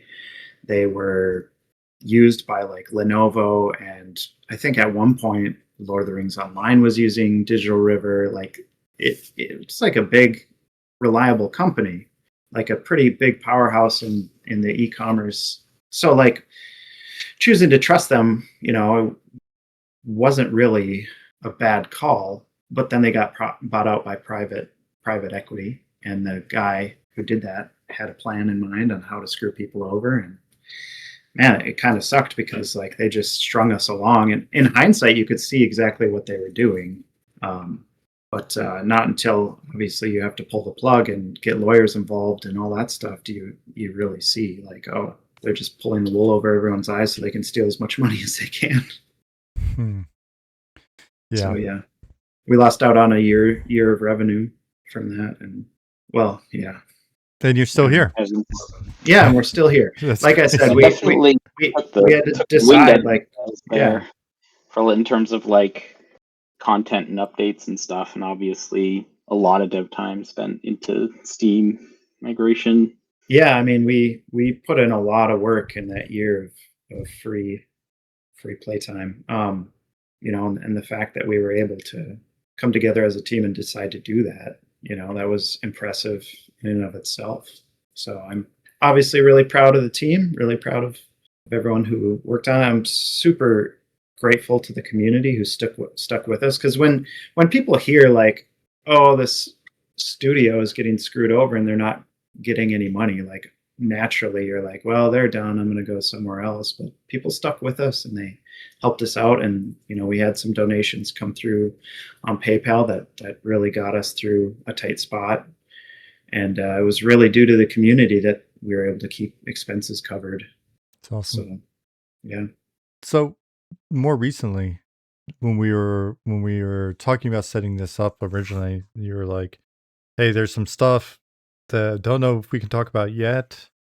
We've got stuff that's going on, stuff that's going in. Are there things that you want to discuss about?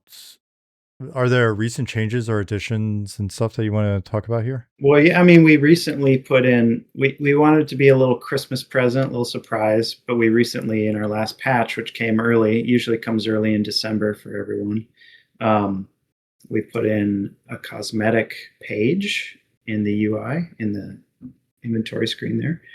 And we put in pets. And I think Nick is the only one who has gotten one yet. Or has there been any other pet drops since There's been a few gone over the last few days? So yeah, there's our last. Someone was sharing they found the basilisk. Ooh. The spider. I think Nick found the spider. Mm-hmm. Somebody has a baby bear. I checked this morning. Nice. Yeah, that's a fun. I mean, we've had requests for that kind of stuff since launch. Like, people want a cosmetic page and cosmetic pets, and it's like, we don't have a cash up or anything, so it's all earned in the game. But that's like, awesome. Yeah, we'll never have a cash shop. But how hard is it to get one? A pet? Pretty tough. I mean, there are some that you can buy on the event store. So in our last custom GM event, I was telling people to save their bloops so that they could, Which is not that. So yeah, so we launched with, we have like rotating event pets, which we'll have, which are like, participating in GM events. But we also have 40 collectibles currently, 10 of them which can be found on merchants throughout the world. So basically give people something to start with and tinker with, and then there's an additional 30 that are found as drops, and we didn't tell anybody where those are and just said go scavenger hunt. Yeah, cool. And they're about as rare as other things in our game, I would say. So yeah, the sources are pretty hidden, so I fully expect it, and I told the community this, that it might be like months from now where people are like, oh shoot, I finally found where pet XYZ comes from. And the hope is that that keeps kind of that discovery excitement alive of just like, all of a sudden it's like, oh man, so and so found the raven pet or whatever, and we got to figure out where where they got it from, and maybe they'll tell you, maybe they'll sell you their pet and not share that information with you. I think that's kind of one of the cool things that we wanted to keep in like MMOs of like secret information that's kind of lost these days. Yeah. With so much information sharing online. Yeah. There is a rat pet, Ruin. John, let's not tell them what there is and is I didn't not. say where it was from. Yeah, He but asked if it came from the chest. See, this is why I'm here. I'm supposed to be the guardrails for John here, and I'm like you, man. I'll blab my mouth on and on and on. yeah, but see, like confirming that there is a rat pet, John, you can't do that, man. There is, or perhaps is not, a rat pet. Or was it mouse? I don't know. Maybe it's a marmot. I don't know. Sorry. Oh. Yeah. So the recommendation that you should stream and stuff. I don't know if maybe I shouldn't, because I can't share all the secrets. I can't tell you how nervous I am about John streaming. It's a lot. Oh yeah. It's gonna keep me up at night. Poor Somebody teams. has to, right? Yeah, it was hard because like the community on Discord were having a lengthy discussion about like a cosmetic tab and having cosmetics. This was before the patch went live, and we were just trying to surprise everyone, so we just kind of had to shut our mouths and let them have this giant discussion about what we should and shouldn't do regarding the cosmetics. All I said was, guys, it's been 3 years you've been asking for this. If it hasn't happened yet, ... And then, because and it's coming. It was like patch. 2 weeks later we knew, like it's been a pretty constant request, and now it's in there, and not everyone loves it, but I mean, for the record, I don't like it at all, right? Yeah, like I'm not a huge feel the fan same of it, way. but at the same time, like we're in a spot right now where we don't have the resources to be producing art and pumping out equipment with unique looks and things like that. So it's kind of like, okay, fine. I get it. You guys want to look cool. You guys want to have a, specific look to you, and we can't offer you the variety and equipment that would allow for that to happen in regards to like, oh, I'm this level. So it's like, fine. Okay, here you go. We worked on the tech for Abaxis to make the equipment layering tech. Obvious next request from players was, where's my equipment layer, right? Or cosmetic layer. And so we just obliged. And interestingly enough, we had a single cosmetic slot, which was the compromise many, many months ago, maybe years ago. Yeah. Yeah, but putting a full cosmetic layer actually made the code much simpler. So I was like, okay, this is fine. I'm happy with that. There's less room for bugs. There's less issues with it. Just have fun. And don't say we didn't ever give you anything. Happy Merry Christmas, you filthy animals. Yeah. Yeah, actually, that's a great example again of like building out systems that become building blocks for other content.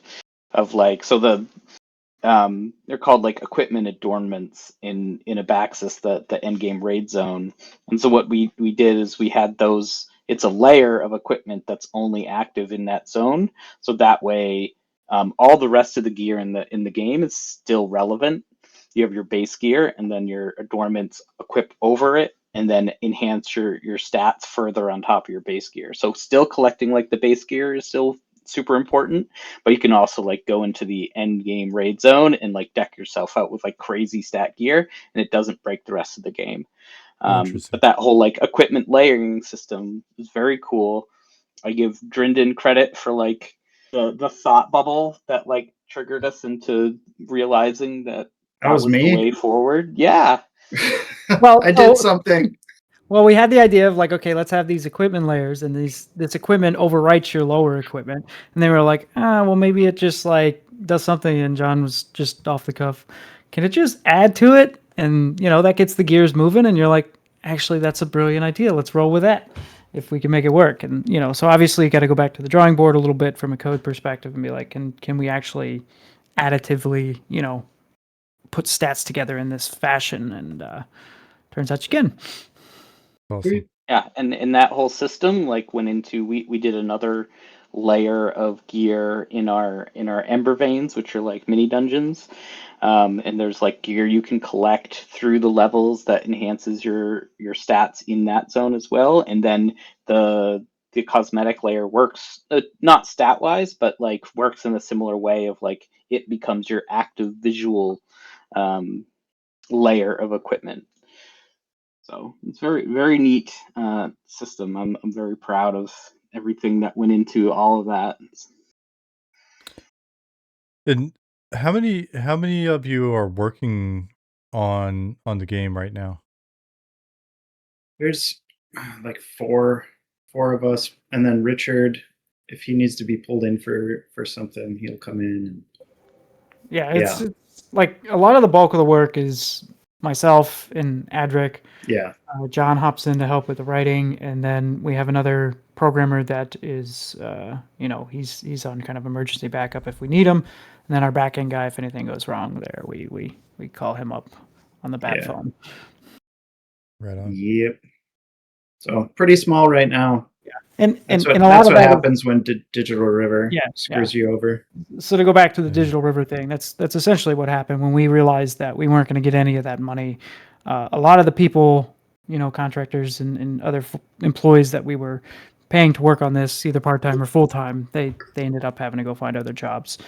So not that they don't help us when they can, it's just their time is far more limited at this point and they're not as flexible with the things they can do. So, our production in regards of like who we could get to help has gone down, but I'm still here, Adric's still here. We're still here. We're still moving along, and when we need contractor work, now that we've got Steam going, we can throw some money at them when they get time. It's a slower process than it was previously. So, in my opinion, the DigitalOcean thing, you were talking about and asking about like the wind out of our sails, and that was massive, right? Like because we had this whole plan and all these things, and we were moving along at a great pace, and then it's just like boom, deflated. So yeah. Oh, yeah, like Undone said, we went off the edge of a cliff, basically. That's so rough. That's so rough because looking at what you guys are able to accomplish, even after that, it's a tough one to look at and realize, like, if that hadn't happened, because it's. Yeah, it's Digital River's fault that we don't have fishing in yet. I'll just say that. Yeah. Man, that's a tough hit. So, looking ahead to 2026, do you have like a roadmap that you're just kind of looking at it and chipping away, or? Yeah, I mean, we talked about that at our last meeting. Seems like we have some pretty realistic goals for 2026, both short term and long term. You guys want to talk about that, or you want me to start the hopes and dreams? I mean, talk? I don't know. I have struggles with the term roadmap, right? Because like, at least with a team of our size, we don't have like a production crew planning it out, setting up sprints and saying, here's what we're working on this week, and here's a waterfall, and here's Kanban tasks and all that. Like we don't have that. What we're doing is we every month after the patch or before the patch, we're like, how much time do we have until the next release? What can we get in that's going to have the greatest impact and moves us forward towards our towards our general goals, right? So we have kind of these, like, in my opinion at least, these nebulous like goals that we'd like to get to this year, and we need to build the stepping stones to get to them and like put them out and make sure we're keeping people, keeping our pulse on the community and saying, what's going on with the game right now, what needs help, what needs improvement. And obviously the larger nebulous goals are going to help, but like, how do we get there without just saying, sorry, we're not going to do anything for 6 months, So yeah, but I mean, what you're describing is, it's interesting hearing these arguments in different companies, because it depends on what type of project managers you're dealing with, or for sure, producers. But like what you're describing to me is a roadmap is now, next, in the future, right? And it's because realistically, that's all you can do. You can do what you can do now. You got some idea of what the priority is on what's next, and then a ton of stuff that you'd probably want to do if you could. For us, we're one of the things that the reason, as I was saying at the beginning of the stream, like I meant to mentioned the fact that we're going to be talking more and all this other stuff, but I've been super heads down because it's like we've got dates that we've put out on a roadmap, and it's like when you put dates out a year in advance, 2 years in advance, or whatever, like they're trust me, nobody's sitting here with like complete like we've got a fine understanding of our burn down so that we can apply that to the next 50 sprints. That like we're a volunteer team. So when people have time, they do. A lot of our guys are pretty consistent, but then there'll be gaps, or our guys, a lot of our guys like to have children, I've noticed. So there'll be kids popping up, and that will eat up some time. And then, it's like, and over the last 5 years, it's like a lot of project kids happening and all this other stuff. And we just kind of go with it. And, but we do, the last like couple of weeks, we've been looking ahead and going, all right, we need to update our dates for the community because we've said we think we're going to be in beta at this point, and then after that we want to get into EA. So that's really where my head's been, and we're going to provide those dates as soon as we get the last little bit of feedback from the team in terms of their level of comfort on the plan. But I'm not a huge believer in like super specific arbitrary dated roadmap type things. There's some dates that make sense to put out there. There's some dates where if we're having a big play test, we'll say we're having a big play test, like the last one on November 1st. And then everything else is going to move based on our ability to deliver that, because that's one of those things where if people took time off to play or whatever, we don't want to miss that. But other stuff, it's kind of like, when's beta?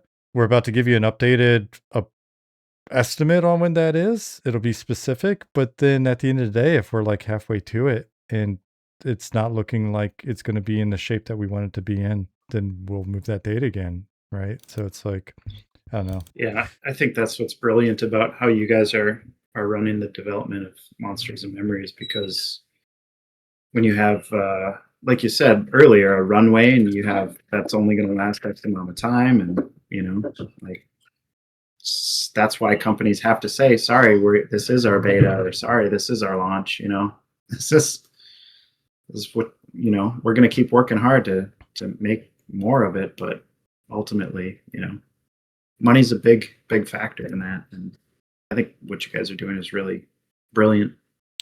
Yeah, and I think at least from my perspective, my hesitancy towards a roadmap is just the sense of like, things can change so quickly since there are so few of us working on this. Like priorities can shift on a dime depending on what we feel is important, or we catch wind of inspiration, right? Like something like the auction house, right? Like that was not really on our roadmap, but I got some inspiration on a way to make it work and work well. So, we shifted priorities at that point. But it's like, I don't know. I feel like we put those things out there, and then people like come and look at it and say, "Oh, well, this isn't on the roadmap, so I'm not going to play the game." And it's just like, it bothers me in the brain side, and it probably shouldn't. But yeah, definitely for a smaller team, like a roadmap is really tough because that like. It's kind of based on this assumption that you have like specialists at your disposal that know how to do these things ahead of time, instead of like you yourself learning how to do it. Or like you said, you need inspiration or need to figure out how to make it work in the current system without the experience of someone who's already done it before. Yeah, that's tough. Yeah. And how do you quantify that time? Yep. That's really hard to say. But all that being said, what are you guys excited to work on in 2026? Well, I am currently excited to continue working on my back-end weather simulation. So, yes. I like one of the things that's always been missing from the game, and it's one of those things I wanted to always swing back around to is having dynamic weather events, not necessarily ones that impact the gameplay or anything, but just like give the feels of the zone, right? So have some ambient weather in essence. So and me coming from a background of simulations, like I want to do it in a way that's fun for me. So I'm always I've spent the past probably 2 months just like tinkering with different methods on how I may want to evolve weather throughout time. look at humidity values, precipitation chance, temperatures, things like that, and see what I can use that is most interesting, but also works in the game setting and synchronizes the least amount of info over the network. I feel like I'm getting closer on that, but one of the biggest hurdles to that is like a lot of the materials we use throughout the game don't necessarily support wetness or snow. Because we're either using HDR pre-lit or some other custom shader. So a lot of the props throughout the game, obviously our terrain and our vegetation already support that, but the props throughout the game, we got to update the materials that will allow us to use different shaders that will allow us to support rain and snow, so it doesn't look weird when those events happen. But in the meantime, just trying to get the trees moving more in a more dynamic range. Right now they move, but we don't have like windy days or non-windy days. So just slowly stepping into that and moving that along. And that's something I'm looking at in the immediate near term that I'm super excited about from a tech point of view. I may or may not have let leak a That was like a image year ago. from Yeah. Embers Adrift with snow.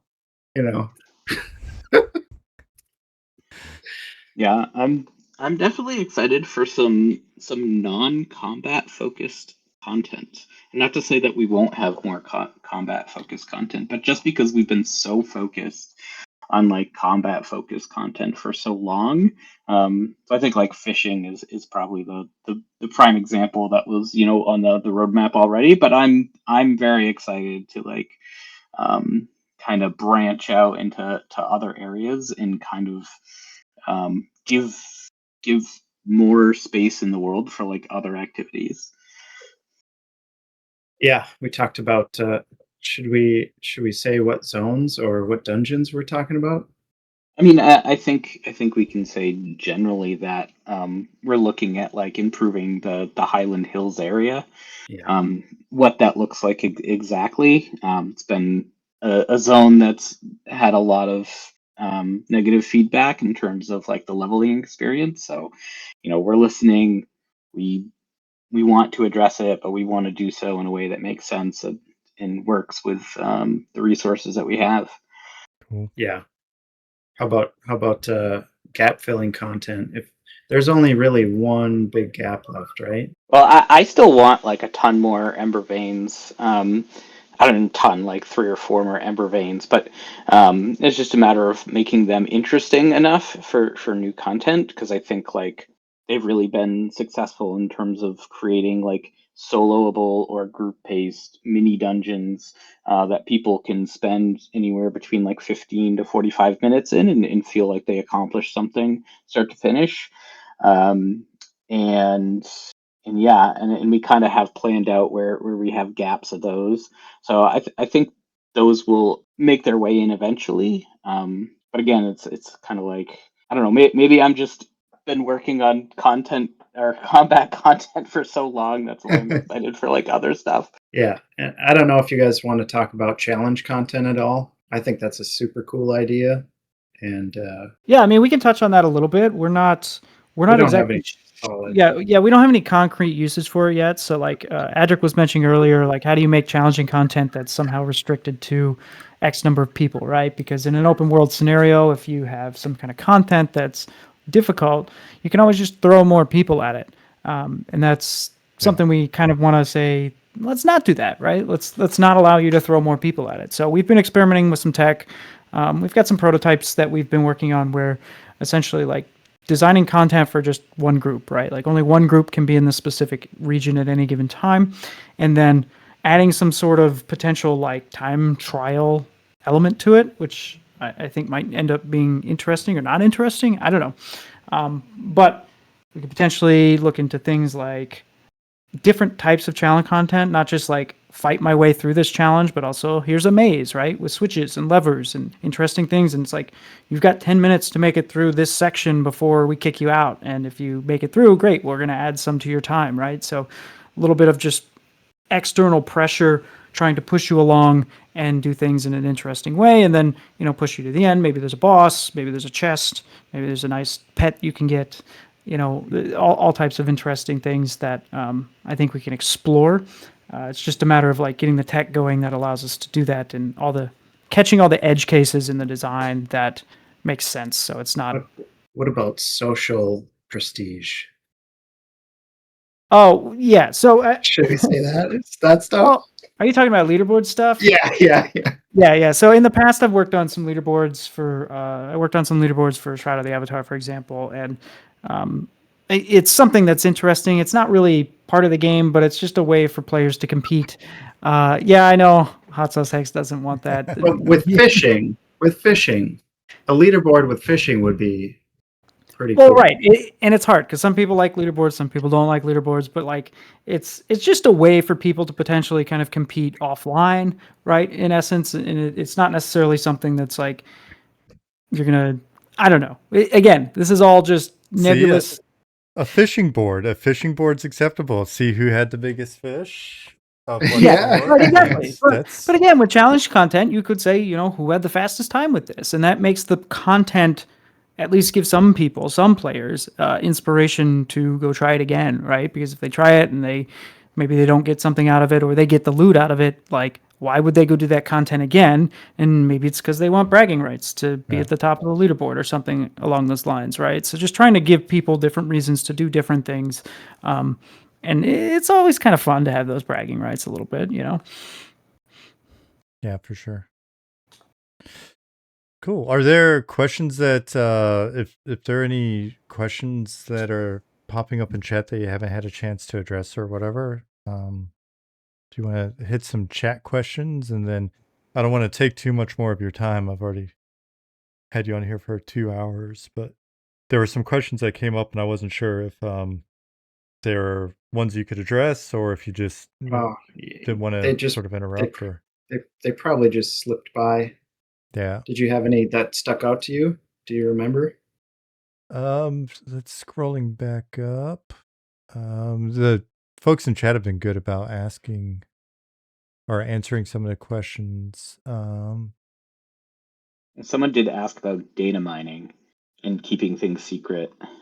There is a community wiki, but it doesn't have everything. I mean, most of the things in the game, especially like, I think that was during the pet conversation and revealing where they were and things like that. Referring to like loot tables and stuff, that information is only available on the server.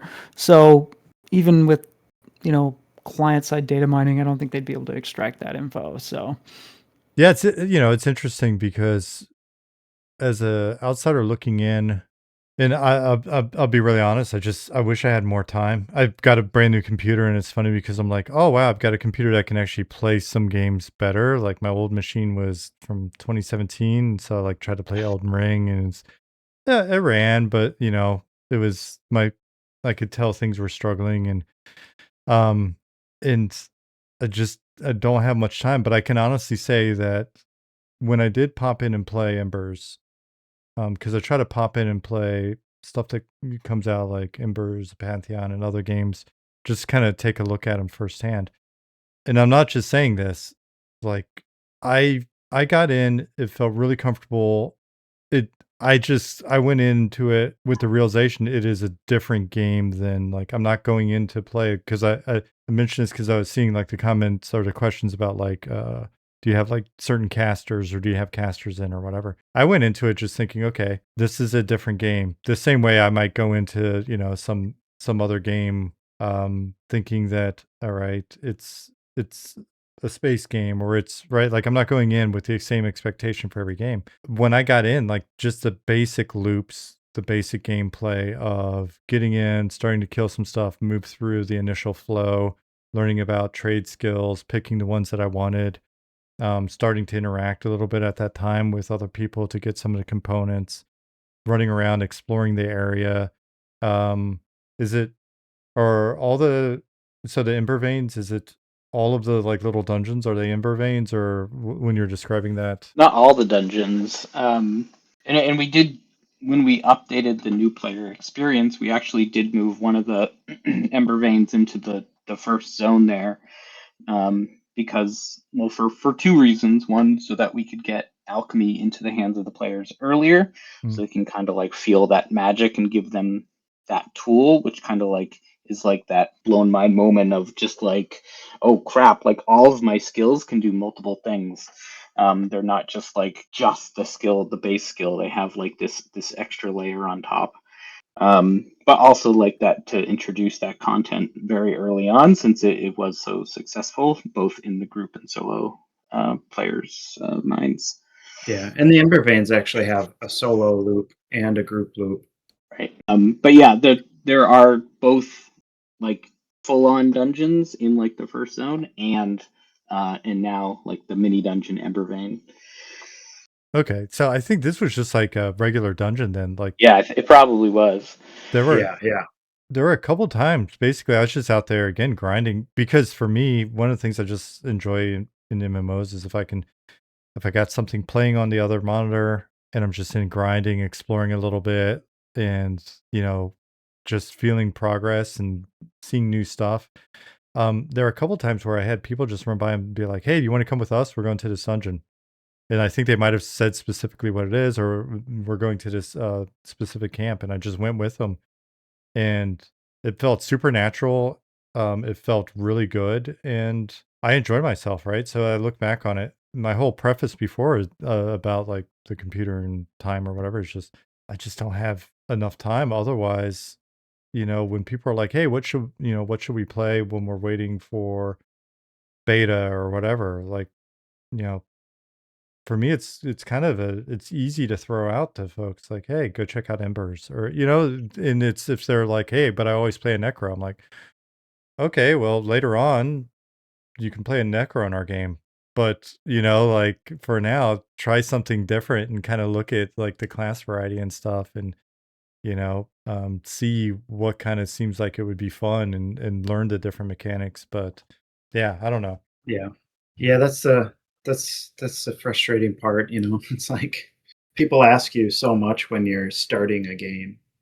Well, how are you going to be different? How are you going to differentiate yourself? And that's not necessarily what people want or love, They love what they know and they're comfortable with, which I think our game does a really good job of making you feel comfortable in like this MMO sort of feel, in this classic experience feel, in this like I can lose track of time or I can make friends kind of feel. But yeah, I mean, we don't have mages and wizards, and so that's going to be a little bit different. But if you can kind of get past that, I think there's a lot of fun to be had in Embers Adrift, and the journey and the experiences that you're going to have. Like all of our fantasy creatures, they're fantasy creatures, but like you don't find them in other games. Like I mean, obviously we have like forest critters, but even most of them have a little twist on them. Like you can tell they've been manipulated by their environment and stuff. Somebody actually hopped in the Discord the other day since the Steam sale just started, and they were like, "Is there undead in this game?" And we're like, "No, actually, there's not. Our ashen creatures are probably the closest thing you'll find, but in our book, like we specifically said no undead. It's like the ashen are kind of our undead in that essence, right? It's a different lore perspective, but it has a similar feel to it, Yeah. Yeah, and there's a good point too about like just time. I mean, obviously, if we're working full-time jobs and then doing this development beyond that, and then having time to like play other games and also play our game, as well as like the difficulty of playing the game when you already know all the secrets, which is something I think you've talked about, Sean. I don't remember like catching on your stream of just like it's it's it's difficult to like put yourself into the shoes of the player, but I'm still able to like log in. Like I'll have characters that are kind of like incognito, so I don't use my dev name. But I get to like play around and listen to world chat and stuff, and I still really enjoy it. It's so great, because then sometimes I just need that reminder, because you're like stuck in development staring at the Unity editor all day every day. Yeah. And then it's like you just want to get in and just enjoy it sometimes, and then you're like, oh yeah, this is a really good game. I should keep working on this. It's nice, right? It's Yeah. a good refresher. And it's weird how much it can kind of hit you when, like you pop in and you're just kind of like, "Oh shit, this is fun, and this Yeah. is actually cool." Like, all right. Yeah, let me get back to work. Zukin said something. Yeah, when you mentioned undead, I was sympathizing for the team. Zukin was like, "Bro, MnM has so much undead. We have the opposite problem. There's, you know, we're waiting on Zukin I mean, parts of us kind of wish we had undead just because of the different thematic flavor it can add, but so because we have kind of limitations with our Ashen that we've set up in the lore that it's like, oh well, we can't really do that with the Ashen because that doesn't fit within the lore parameters, right? So, for example, we don't have Ashen humanoids mostly, right? I think we have maybe one, and he's a very special exception, but like there's like the people don't turn ashen, so we can't have like a regular undead human skeleton, but just it's just part of the lore, and there's reasons why that we can't do that, but we're so we have some restrictions that we've kind of self-imposed on that. So having just regular undead is also freeing in some aspects too. So we just have a lot of undead because Zukin has only ever made the one skeleton, and so our entire game is populated with skeletons. And if Zukin would get to work and actually make another monster, then we would have more. But it's so nostalgic, and that's like the point, right? Of like skeleton look. I still hear the EQ skeleton laugh in my head, like clear as day. Lives rent free up there. It's pretty iconic. Cool. All right. Well, I was looking to see if there's any more questions. Guys, ask them now. While we're waiting for questions, I had a technical Monsters and Memories question that you may not know the answer to. I probably won't. So I've heard rumors in the past of you guys having a Mac client or looking to have a Mac client, and this is a very, very small fraction of your potential player base. But I don't know. My Windows boxes are all build machines next to me, and it's just really hard to hook them up with my sound and everything. So I was just wondering if that's still in the works, or if you have any idea of if that's still planned.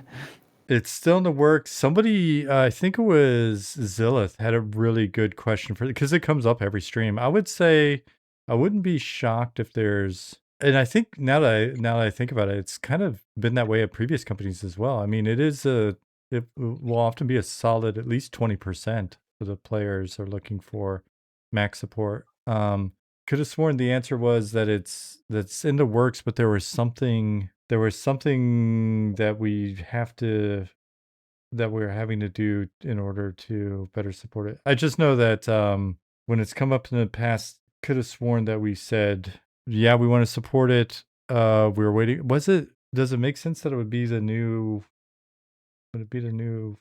launcher? No, lighting. I think it's something to do with lighting and Unity. Okay. And yeah. And anyways, it's on the list. I just gave you the shittiest answer possible for that. No, it's great. It's great. I mean, that's how it is, right? So. Well, but I like Friday. This was literally asked and answered eloquently, and I just kind of read the answer and I went, "Yeah, exactly what Zilla said." And I just went back to like, got to figure out this beta shit and like make sure it's like it just goes in one ear and out the other. So sure. Apologies. I can get you the answer for real though in Discord. And then we should probably put that on the FAQ. I mean, we have the new FAQ set up that needs to get. Yeah, I was just curious, and the question coming after that, once that support is, when is Linux support coming? And the only reason I ask also is, well, I do all my work on a Mac, and it's just easier to game on the Mac because all my stuff's hooked up. But like, when we started this project, I made it my mission to try and support all three platforms as robustly as possible. It's been a challenge. It's been a real challenge. I'll say that much. But we've been able to do it. They don't all work equally in regards of performance and things like that. But it's one of the strengths of the engine, obviously. So yeah, it is very cool to see it run natively on the Steam Deck. Yeah, I was about to say, like XP just said, MnM runs on Linux through Steam Launcher. I know people are playing on Mac, but it's just through the various terms that you guys use. It's like wine and this and that. Sure, and like parallels and all those emulation layers. Yeah, MnM. I play MnM on Linux Mint with no problem so far. Using Lutris. I think you. Tondon, you participated in the same conversation on Friday as well, I think, because a bunch of you started coming out and we started making fun of all the words you guys were using. We're like, none of that even sounds real. Linux Mint, silly. Bill asked if you guys, Bill said, question for the Embers guys, can we have you back sometime? I've enjoyed listening to you guys' development journey. Hearing your story and struggles and success has been inspirational. Thank you for doing this. I mean, we'd love to come back and have more chats with you guys. It's been a pleasure for us. Yeah, I just don't want to be boring and repetitive telling the same stories, but maybe there'll be new ones. No, yeah, not at all. And it'd be cool. I mean, if anything, it's nice to just hang out and know that we're not alone. So yeah, that yeah, too. it is. And then, like I said, new computer. I've got to get everything installed. The only game on my computer right now, because I just got it, is MnM. And so I got to get everything installed over here. Get Steam installed. You can see it even here, right? Like, you're not signed in. Steam, I'm like, I don't have shit on this, but get Embers installed, and it'd be cool. I don't know, maybe to run around in game in a future stream and look at stuff, because the screenshots and some of the creatures and stuff are super rad looking. There's a,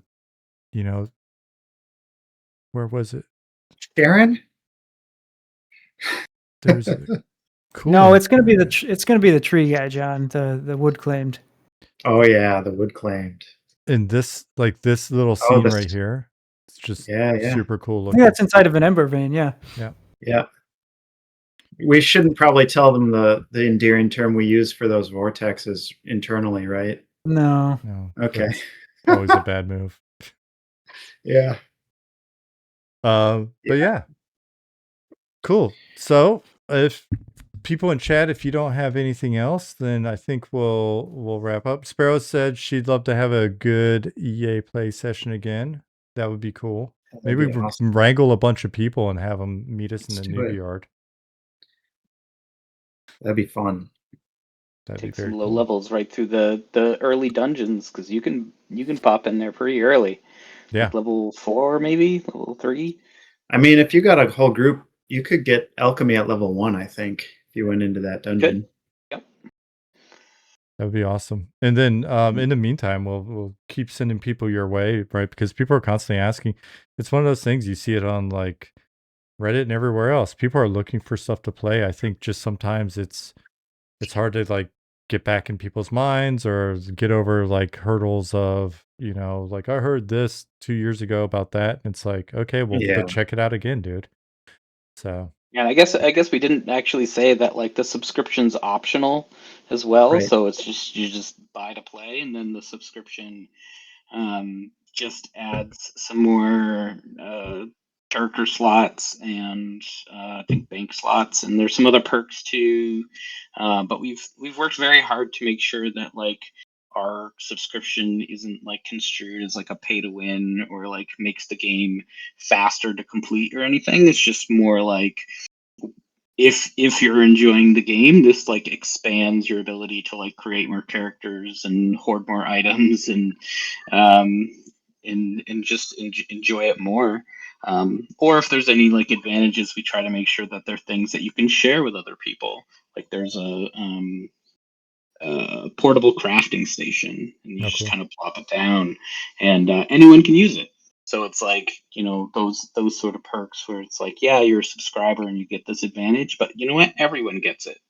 Because you got to subscribe that's kind of our mentality in terms of like the premium players versus the non is we just want everyone to enjoy it and have things they can share with each other. Yeah. Makes sense. All right, guys. Well, then let's wrap up. And I want to wish everybody a Merry Christmas. And if we don't see folks before then, a Happy New Year. We've got a playtest coming up. We just mentioned it in Discord today, I think. Playtest coming up 27th, 28th, I believe.